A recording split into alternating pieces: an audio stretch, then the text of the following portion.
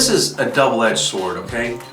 We have a customer out there, Paul is his name, at STP Diesel, and we've actually saved him twice, okay? And you know what?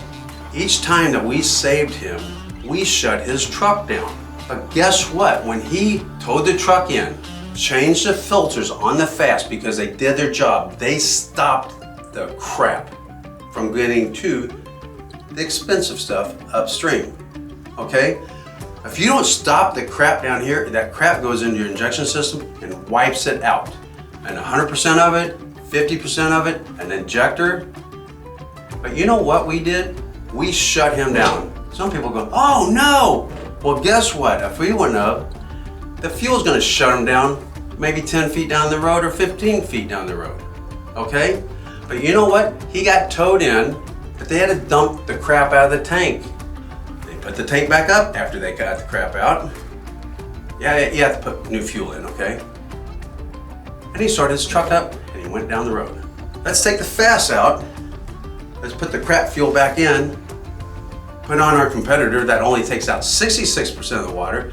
Our other filters. And you know what? Once a filter reaches the maximum capacity of water, it quits doing its job. It says, I'm going home. And it just passes it right to your fuel system.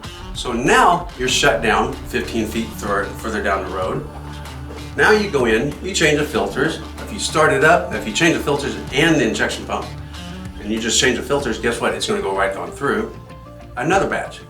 So change the filters, get the tank down, clean the crap out of it, put the fuel back in. Nothing's really changed there, but guess what?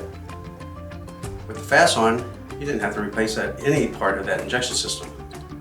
I have a 2019 Dodge out there that has 90,000 miles on it.